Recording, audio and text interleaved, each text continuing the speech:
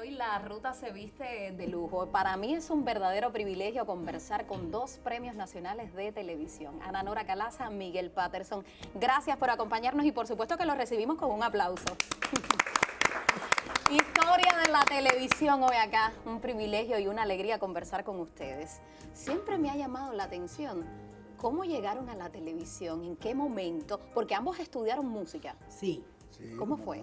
Bueno, yo llegué aquí en el año 68, oficialmente. Antes, en el 67, vine a hacer unas grabaciones del himno del guerrillero como coro infantil.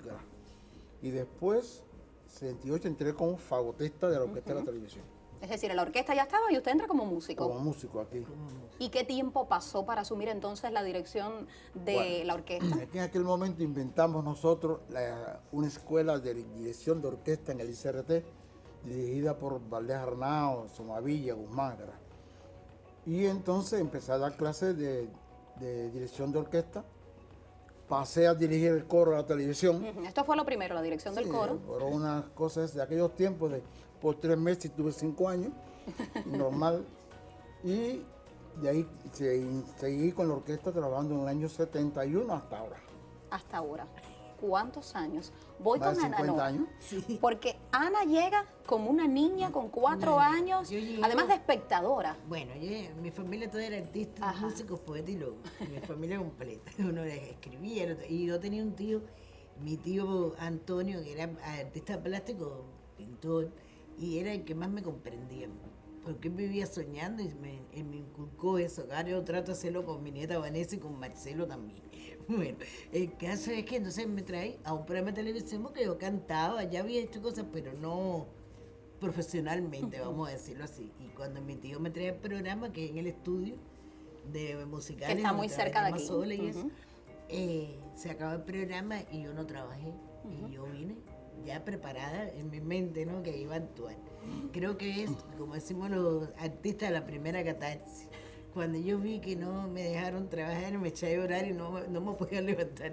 La niña quería hacer televisión desde muy Porque yo pequeñita. quería hacer televisión, porque los actores, los niños son los primeros y primerísimos actores, porque juegan con sus sueños. Y Chichi dijo, pero ¿cómo tan chiquita que ella? Y yo dije que yo sí podía, que yo podía cantar.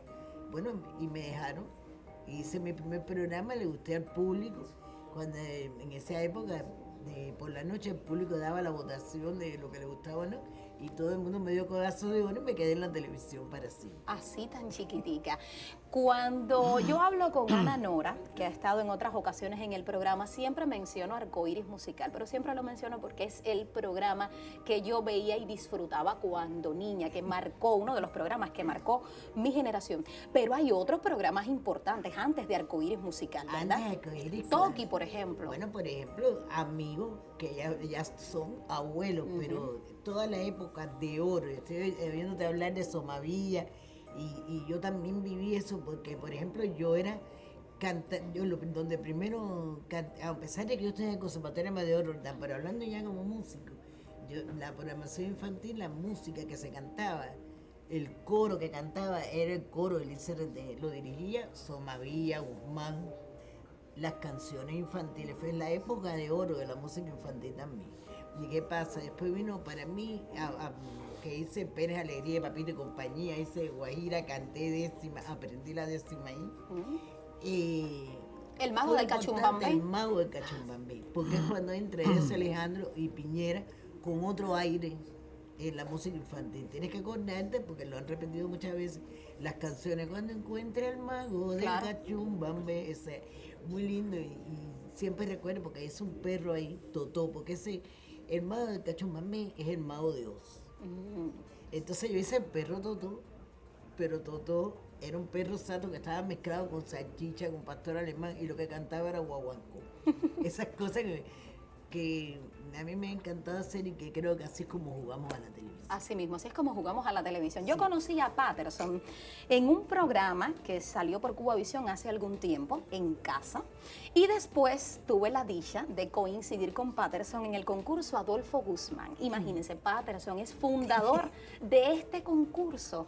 Hábleme, maestro, ¿cómo surge? Bueno, para ser breve en la historia, el concurso surge por una petición de los autores de aquella época, de que se asumiera por el ICRT el evento.